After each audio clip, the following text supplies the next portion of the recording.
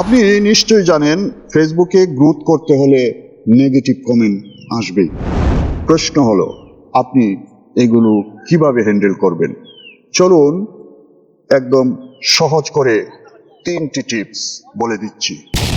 1. Ignore বা reflect করুন। Troll বা পার্সোনাল অ্যাটাক হলে ইগনোর করুন।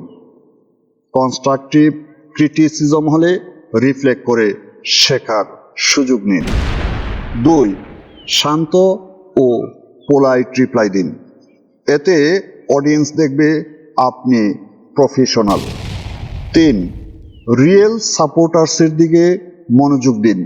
নেগেটিভ কমেন্টসে এনার্জি নষ্ট করবেন না। মনে রাখবেন, নেগেটিভ কমেন্ট মানেই গ্রোথ স্টপ হয় না। স্মার্ট হ্যান্ডেলিং আপনাকে করে তুলবে আরও শক্তিশালী।